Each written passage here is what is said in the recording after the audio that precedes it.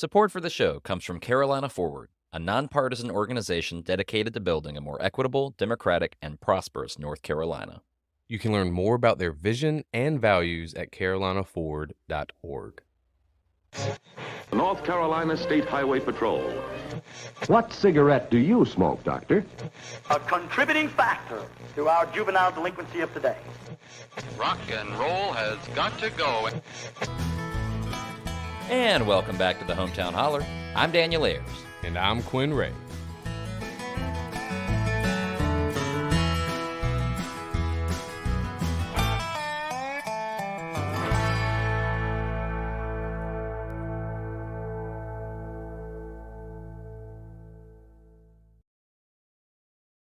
So we just found our next guest sitting on the couch over here.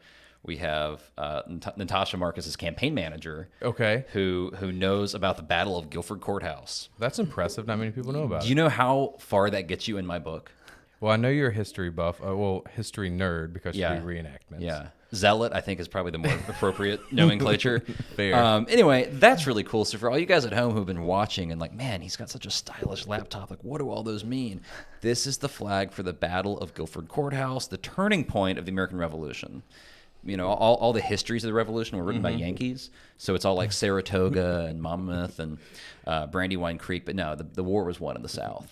Anyway. Fair. So I'm pretty good. I'm pretty excited. That was that made my Sunday. How are you doing? I'm doing all right. You know, it's been a long Sunday, but I'm excited about this next guest as I work in the insurance. Yeah, I was going to say this industry, is this is your wheelhouse. Oh, I have been campaigning for her since the beginning of the year when people just started bitching about insurance prices, and I was like, Yeah. Little do you know, there is the insurance or commissioner of insurance on your ballot this year, Right. Yeah. And so I'm excited to talk to our next guest. Let's get right into it. So today we are thrilled to have Senator Natasha Marcus with us. Natasha is a 3-term North Carolina state senator representing Davidson, North Carolina, not Davidson County, Davidson, right? So all you folks who've been down to Davidson College down there, those are Natasha's folks, known for her dedication to people over ideology. She's committed to ensuring affordable, quality insurance for all North Carolinians by bringing transparency and accountability to the office. What an idea. Transparency and accountability. Revolutionary. What a concept. Natasha's impressive background includes serving on key Senate committees, practicing law, and actively participating in community work, from gun violence prevention to Habitat for Humanity. Outside her professional life, she's a devoted mother, mentor, and community volunteer who enjoys running, trivia, and fostering stray cats. That's awesome. So like a real humanitarian. So listeners, there you wrote this intro, Quinn, I can tell. I know. You oh my gosh. All right. So listeners, there is no deductible on this fully covered episode.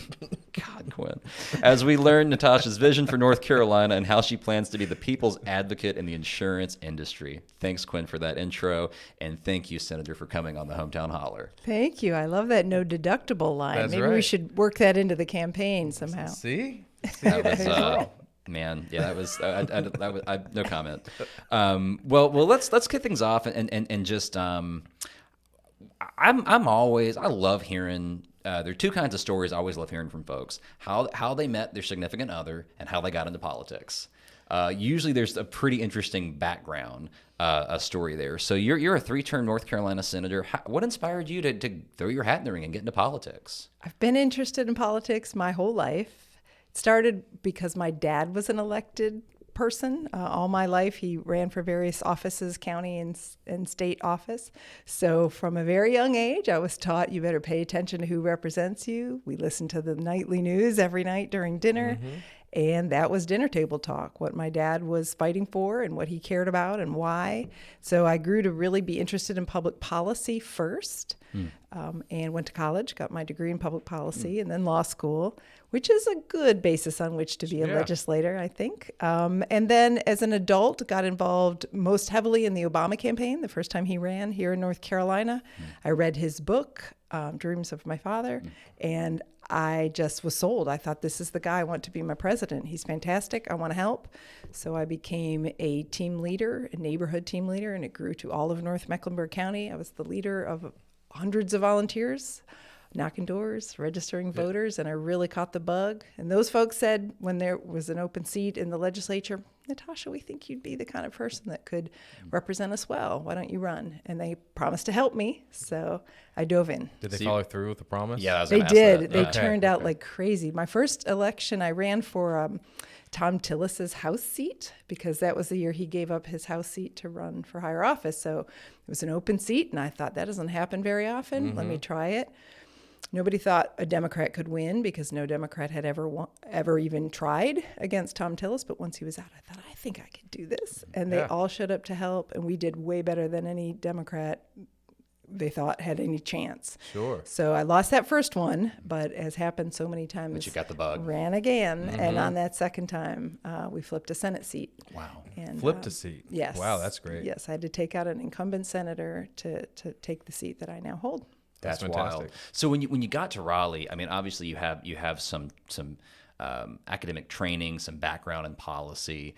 What was the learning curve like? I mean, were you able to just like hit the ground running, or was it kind of like, well, there's what I've learned and what and the books and the textbooks and my research, but the actual making of the sausage is a little bit different? I really wish I'd kept a diary Oh, about wow. what I thought it was going to be like so that I could go back and compare. The things I remember being shocked about are how little actual back and forth there is on bills. You think it's a deliberative body. You think we're all going to go and debate our ideas. I have ideas. Republicans have ideas. Let's hash it out. Let's hear from the public and come together and make a common sense bill. That's not how it works. Democratic ideas are buried in the Rules Committee, never see the light of day. Doesn't matter how good an idea it is. Republicans get their ideas pushed to the forefront, no matter how unpopular or unwise they may be. Most we can do is vote against them. They sometimes take debate. They sometimes use tricks, so they don't even have to allow us to debate their bills. The public usually doesn't know what's coming, so we have very little public input, and the bill passes sometimes 2 days after you first saw it. So where's the deliberation? Where's Right. the back and forth? So I've missed that. I'm not afraid to speak up for what I think is right, so it wasn't too long after I took my seat that I gave my first floor speech. I forget what the bill was, but my fellow senator said, boy, some people take a year before they feel like they want to stand up and speak on the Senate floor and look Phil Berger in the eye and tell him what you think. But I felt like, hey, I was elected by the people of North Carolina on some pretty clear principles, and I'm here now, and here's my chance. I'm going to stand up and speak my mind. So in that way, I did hit the ground running. In other ways, it took a minute for me to realize this is not the functioning democracy that I envisioned. It's much more. It is a place where Republicans get their way, and we have to try to stop them or slow them down as much as possible. So I have a question, because we've heard this before. We had Julie Van Haven. I was just thinking about Julie Von Haven. Julie Von Haven. She's but fantastic. She's awesome. My question to you, knowing your colleagues in the Senate and in the House, if Democrats were the majority party, do you think you would hold the party accountable to hold the debates that you wish would be held? Do you feel a sense of that's how it would be ran, or you would be just encouraging it and the leadership would be like, we're going to do what the Republicans did? Well, for one thing, I would expect to be in leadership if Yeah, Democrats took control. So I believe in public debate. I think we win. Democratic ideas are popular ideas, things like funding public education, providing pregnant people the right to decide what to do with our own bodies. These are popular ideas. So I would welcome public debate and input, because I don't want to pass a law that is against what the majority of North Carolinians think. I think our ideas are what North Carolinians want. Common sense gun reform. I mean, that we know that's very popular. So let's debate it. Let's debate the details of exactly what do you want. Do you want universal background checks? I would say yes, but let's hear from the public. So I would not be afraid of public debate. I think the people who are afraid of public debate and back and forth are the ones who are pushing through unpopular things that benefit their donors, but not the voters. Bazinga. Donors, but not the voters. No, that's got a lyrical quality to it.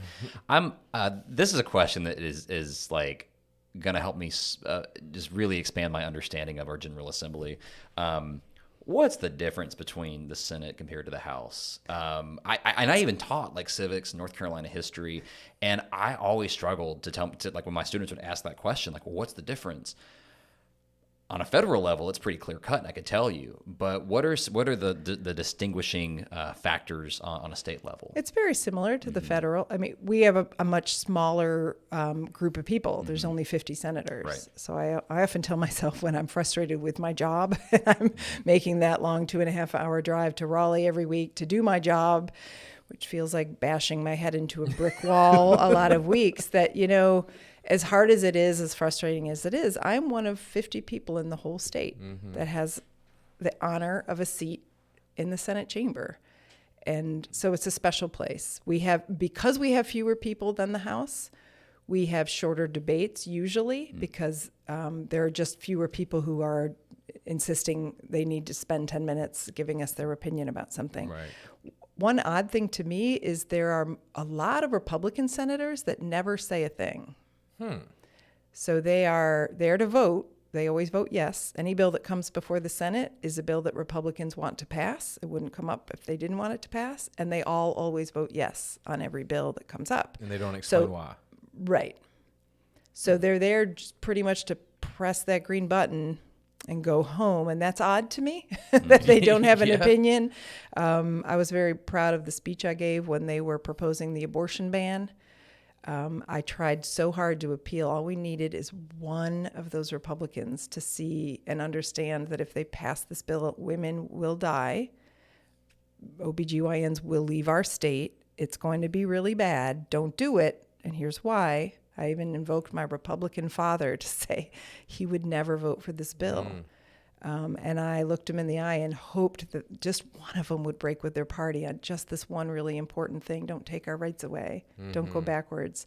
But it was just one more example of how they are only there to press the green button and pass whatever bill their leadership says it's time to pass. So I think there's a little less of that on the House side. I've not served in the House, but they sometimes break party lines. And there's a lot longer debates over there because there are so many members. But generally, we're both doing the same thing. Bills have to pass both chambers. Either chamber can uphold a governor's veto if they have enough Democratic votes. It used to be only the Senate had enough Democratic votes. We had just enough. That if we all held together, we could uphold a governor's veto of the worst bills. That was last session. This session, both the House and the Senate are in Democratic superminorities.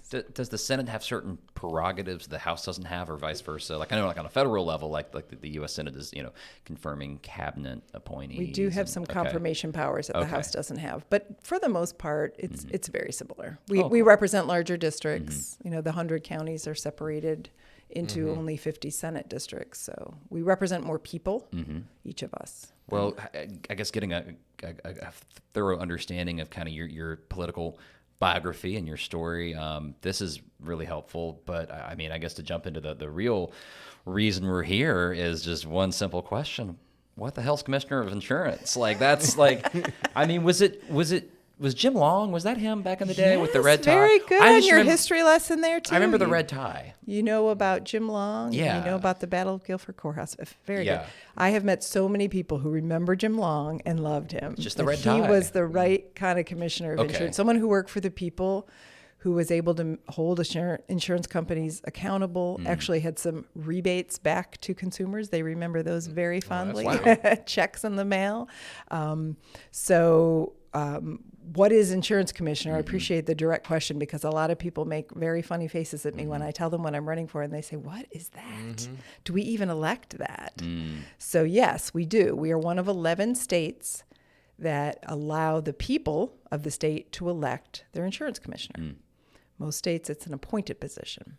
So here in North Carolina, we as voters get to decide who do we want to be our advocate in matters related to insurance. The insurance commissioner does a lot of things, but the one that touches people's wallets directly is setting the maximum rate that insurance companies can charge us here in the state for homeowners, auto, and workers' comp insurance. So if you pay any of those types of insurance bills, you should care who your commissioner of insurance is. Because that one person, the title is commissioner of insurance. And I have found as I've been speaking with voters, people assume that means there is a full commission, like a group of people who decide. That is not the case. It is one person. It is the elected commissioner of insurance who sets that maximum rate. It's supposed to be based on evidence that is provided in a public hearing under oath, subject to cross-examination, much like a court setting. A deliberative process. Yes, because insurance companies are allowed to make a reasonable profit. We want them to make a reasonable profit, or else they won't write policies here in North Carolina. But they're not supposed to be allowed to charge whatever they want and make record profits off the backs of North Carolinians. And that's what's been happening here in North Carolina. The New York Times just did a report a couple of weeks ago showing that in North Carolina, the insurance companies have made more and more profit every year. There's only been 1 year in which they didn't make a profit, whereas in other states, they are losing money. So that tells me that they're charging us more to offset losses that they're suffering in other states. And that is what our Commissioner of Insurance is supposed to protect us from. It's interesting. You bring up this idea that there's supposed to be these public hearings and kind of a deliberative process. I haven't heard of any of those. Because the current Commissioner of Insurance, Mike Causey, Rate Hike Mike, we call him. Rate Hike Mike. He has been there 8 years, has had 0 public hearings. Not a single one. Well, and he can do that because he works independently from the governor and independently from the General Assembly. This position can do what they want. Right. Elected by the people. Supposed to be advocating for us. We supposed to be able to trust this person to look out for us. And what he does instead of the public hearing, which would be great, we could see what the evidence was for why sometimes rates need to go up, right? A lot of prices go up. I'm not saying they never should go up. But why this new number? He sets a maximum rate based on not public information that we could cross-check, but instead private meetings that he holds with the insurance companies through the Rate Bureau. Just to be clear, the Rate Bureau is a professional group of people paid to represent the insurance companies. Special interest, really. Well, they're on behalf of insurance companies. Again, they're allowed to make a reasonable profit. But the insurance commissioner is supposed to be for us. He's on our side, and it's supposed to be a debate, a little bit of an adversarial relationship there. Makes sense. And if the Rate Bureau can prove that rates need to go up 7%, then the commissioner of insurance can approve that. But And if he justify can't, it to the people. prove it, right? Show us your data. How much have you paid out in claims this year? What are your executive salaries? What are your profits here in North Carolina? Then we set the rate. Instead of, as I was starting to say, what Mike Causey does is he meets privately and agrees to a settlement. We don't know what they talk about. It's not a public hearing. Wow. And then he comes out of those meetings and essentially tells all of us, trust me, I made you a good deal. The new rate's going to be whatever the number is, 9%. And he'll say, basically saying, you don't need to know why, it's 9 now. And I don't trust that is a fair number, in part because he won't let us see the evidence, and in part because he takes a lot of campaign donations from the very insurance industry that he's supposed to be regulating. And that to me is a conflict. Natasha. That's a conflict of interest. It reminds Quinn. me of being like 9 years old, and my parents like, clean your room. And then I don't clean my room. Can I see your room? No, but I cleaned it. Just trust me. Just it's trust clean. me. It's actually as clean as it's ever been. I just don't want you to go. It's so clean that if you go in, you'll actually make it dirty. So just don't go in. Man, so I try to tell, I have a lot of clients, as I mentioned earlier, I'm in insurance, and they come in, and every time their insurance is renewing or they're getting non-renewed because they're too close to the coast. And I work in an independent agency, so I can work with a bunch of different carriers. And the carriers have been telling us to relay to the clients that the reason your insurance is going up is because we've had 2 500-year storms in the past 10 years, and we are actually losing money. For every $1.05 that's spent on premium, or for every $1 that is spent on premium, we're losing $1.05. And it's like, I don't believe you. She's shaking her head. You're New York Times would disagree with that. Right. So, this is where, because I think so many people just think, all right, my insurance is going up with Nationwide, so I'm going to go to Allstate.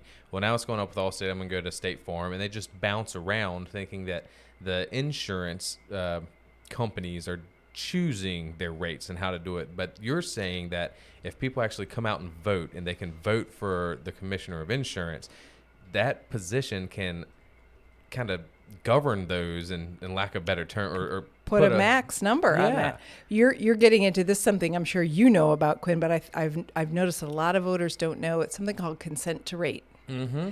And it used to be a limited exception for rare, difficult to insure homes or cars. So say an antique car or a home on a side of a cliff or something. Mm-hmm. So if you consented to pay a higher than the maximum allowed rate, an insurance company could charge you more than the max. It's a rare situation. Okay, that's called consent to rate. But it's an agreement. Right. But it has morphed over the years to now what they do is put a notice at the bottom of your bill, has to be in all caps, and it simply says, by paying this premium, you are consenting to pay a rate that is higher than the maximum allowed in North Carolina. So you'll see it. So that is So so they sneaky. charge you more than the. So it's already bad enough the way Mike Causey allows the max to go up, and now insurance companies are saying we're going to charge you more than that. It can be up to 250% of the max, and all they have to do is put that little notice on page 9 on the back, and if you pay it, you've consented. And so consent to rate has become almost the norm now. That's what we it is. think 40 to 60% of current policyholders in North Carolina are getting hit with a consent to rate. We don't know how they choose which people to send a consent to rate to.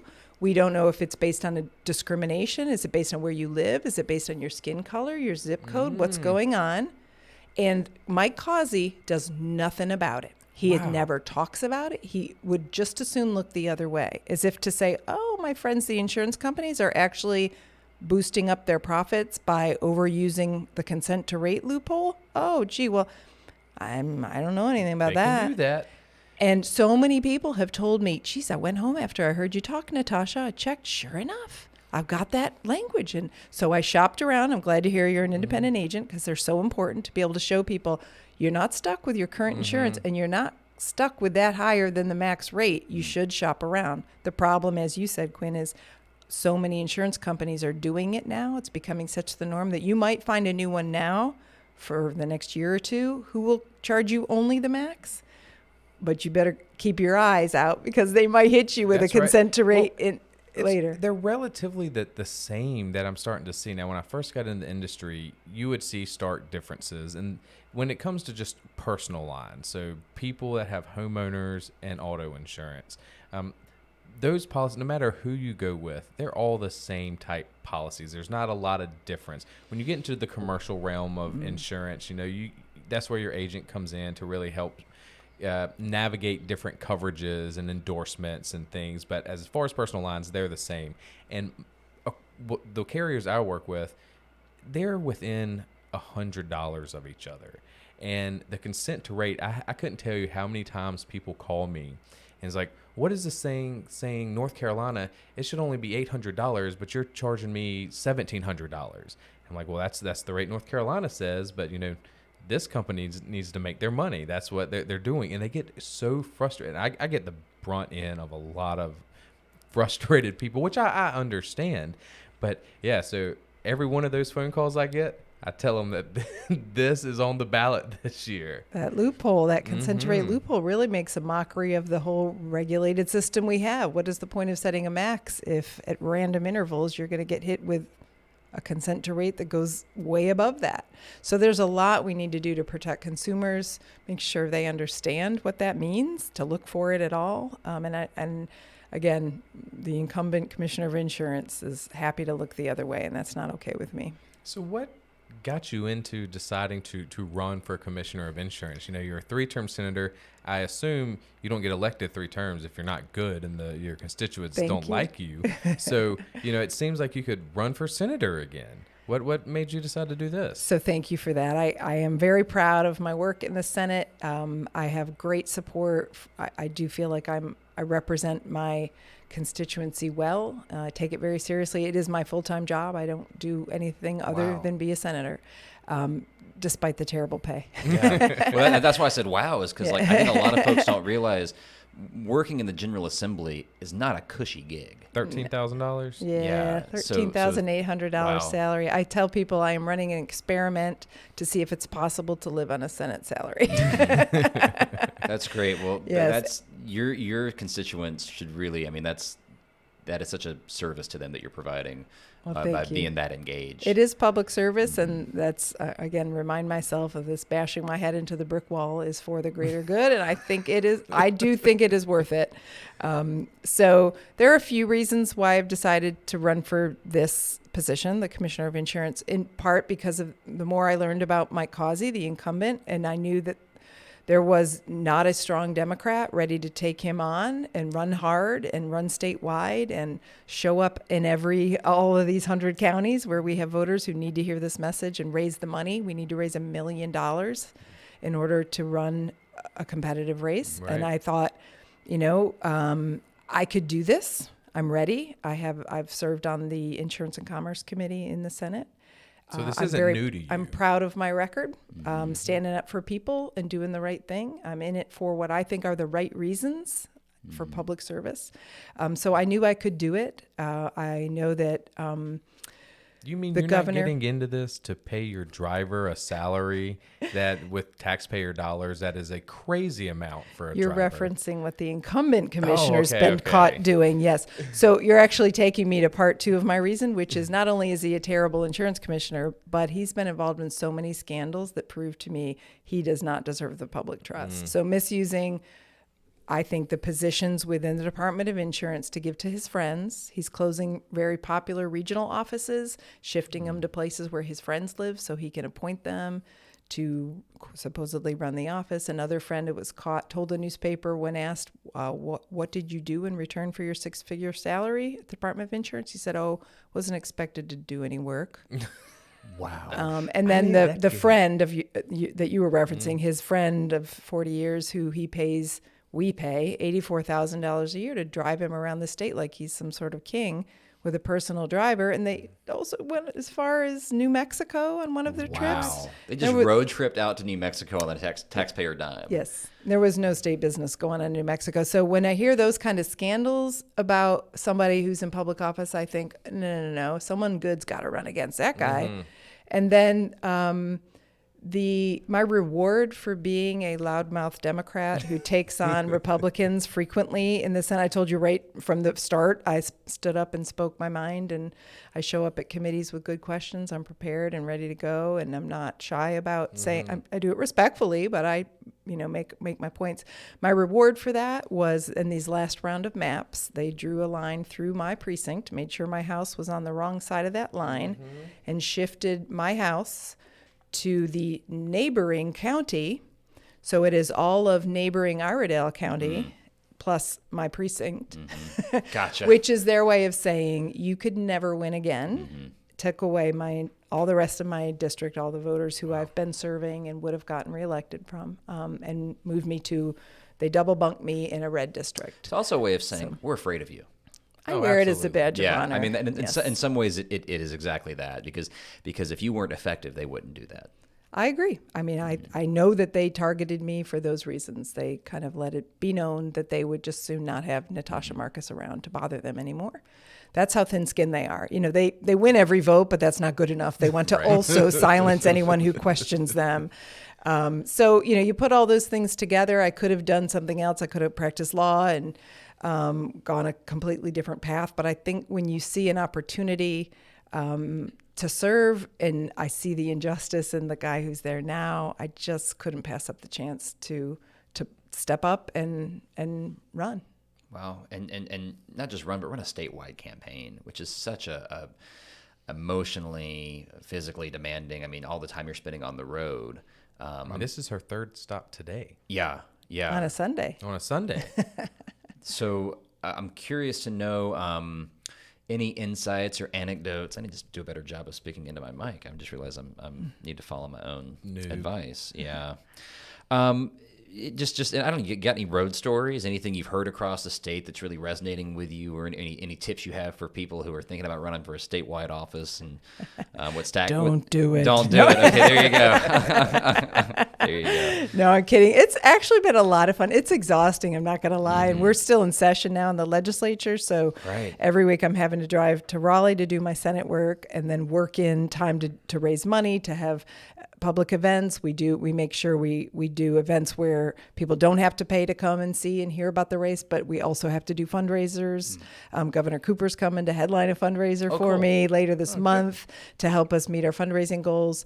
But I've met so many great people, so many people who come up and want to talk to me about, they remember Jim Long, or they remember Wayne Goodwin, who was the Commissioner of Insurance right after Jim Long. And I think one of my favorite stories is the woman I met up in the mountains maybe 3 weeks ago, and I was the guest speaker at a luncheon there, and I talked about the consent to rate loophole, which I don't always get into.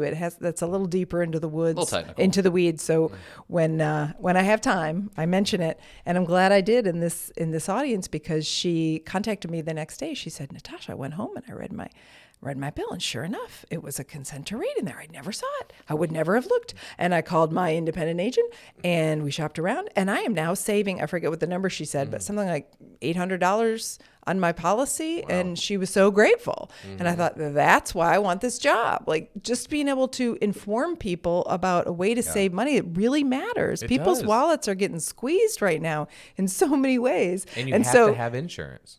Yes, you're required to have it. Yeah. If you're driving a car, you're required to have it. If you're owning a home, the bank's gonna make I suppose some people don't, if you can pay cash for your house. But and if you own a business of a certain size, you have to have workers' comp. So that's been fun. Yeah, and stories like that kind of suggest that you're actually doing the job already. Like, I mean, that's like you said, that's no small amount of money that you're saving people, right? That makes a big difference. Well, you're making it look a lot of fun. I know I saw you recently at the North Carolina Democrat State Convention, and you were speaking, and you ran on stage, and then you ran off stage, and you couldn't tell that this is a tiring exposition for you, because you're making it look like it's loads of fun, and you are definitely bringing sexy back to the sexiest race on the ballot. That's right. What I say. Right. Do we? We're coming up on time, aren't we? We are. Yeah. So we should do our quick fire round. I'm with it. Do you want to kick that off? Yeah. This is going to be. I mean, quick fire. You gotta be ready for it. Yeah. So to start us off, you ready for it? Maybe. What is the best advice you have ever received? My dad, who said to me when it's time to make a difficult decision, weigh your options, but then make the best decision you can, and then make it be the right one. And by that he meant, so for example, I was deciding between colleges, a couple of good options. Pick the one you think is best, and then make it the right decision. And by that he meant get invested. Mm-hmm. Don't second guess yourself. Lean into it. Yes. And I think that's so true in so many things. Deciding whether to run for Commissioner of Insurance, you weigh the options. You got to know the pros and cons, and then once you make your decision, make it the right decision. Put your heart Go there. for it. That reminds me of that quote. It's like, never fight, but if you're gonna fight like you're the last gorilla on the ramp to Noah's Ark, and brother, it's starting to rain. Just lean. You can't go halfway to crazy.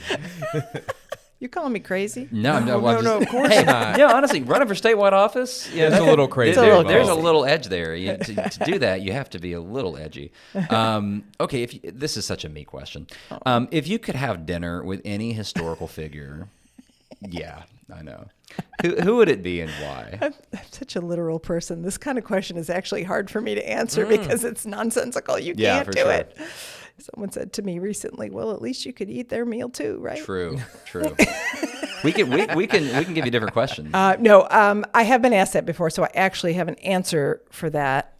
It feels so weird to answer though, but I would choose Ruth Bader Ginsburg RBG. because notorious RBG, because she lived such a long life and such a full life, and I admire what she did for our country, for women in law. In such a high position and held it so long and did such good work. Yeah. So I think that would be a fascinating conversation. And built such a solid reputation and just how much societal change she witnessed and was a part of would be remarkable to hear about. Yeah, For sure. But we can't do that. You could have her meal. yeah, that's right. You can. What is one thing Natasha can't live without? Coffee. Oh, that's a great one. Me too. Love. I'm I should with say you. love, right? Yeah. Something. Coffee is love. That's, And this is the last one. If we got into your car right now and we turned it on, what's going to be coming over through the speakers? I'm a big Bruno Mars fan. Is that okay to admit? Yes. I was getting like Pat Benatar vibes. Oh, really? Yeah, Well, she's a yeah. pretty badass woman. I That's, love that's Bruno. not bad. Yeah. So if Bruno it Mars was is great, too. music, it'd likely be Bruno Mars or something in that genre. But I often listen to NPR because I am a policy nerd and I like a good policy 1A. debate. So yeah, I listen to them all. Whatever. I do a lot of traveling in the car. Do you ever also listen- listen to audiobooks, actually. I Oh, should say okay. that. So that'd be kind of third option. you listen Is it to, okay to give a 3-part answer is, to it a is. rapid fire question? Yeah, is that Barack allowed? Obama's book. Did you listen? All his books. Did you yeah. listen to it? And Michelle's. Or did you read it? I listened to that one. I Yes, read the first 'cause I love his part, voice. and then I listened to the second part, and it was awesome just hearing his voice. But when he's talking about running against Hillary, and he was like, "She is like a fucking vampire," and you hear him say that, you're just like, Barack Obama, like that in his voice. I wish I could do an awesome Barack Obama voice so you could get it, but do yourself a favor and listen to it. It's awesome. I respect any author who reads their own book. Yeah, or aloud, who does And like that a thing recording. is like this. Yeah, no, it's a big one. Yeah, and he wrote it like, man, don't you miss having like a literate chief executive? Oh yeah, I don't think he Like- had a ghost. I mean, he probably had some editors with him, but he definitely didn't. Yeah, but like ghostwrite he was that. involved in that process. Yes. Like he had editorial discretion, right? And he read the audiobook, right? He set aside read it. hours of his life to do that, right? So I mean, he's got an attention span for one. I mean, that these days is a premium on that level of leadership. Man, so before we go, you mentioned NPR listening, and I'm curious, do you ever listen to the NPR podcasts like Serial or S-Town? Did you ever listen to those? Yes, I listened to both. Because S-Town, anybody who hasn't heard it, I'm always like preaching the gospel of S-Town. It was such an interesting, I don't know, it came out my senior year of college, and I listened to it probably 5 or 6 times. I was obsessed with it. So yeah, NPR's got some awesome podcasts. Man, I feel like we could keep riffing on all this, but you've been so generous with I've your heard time of one already. that's called Hometown Holler. Do you know that podcast? No, that's a great one. Don't tune in. It's contrived. These two guys, like total hacks. Just two mediocre white guys trying to Don't do be a seen in podcast. public with them. But thank you so much for coming on the Hometown Holler, and we are really, I got to say, we've been lucky to have lots of Council of State candidates. We had another first today. Yeah. This is our very first sitting senator for North Carolina at the Holler. We're racking up the firsts. Yeah. Yeah. And we've been lucky to host lots of Council of State candidates.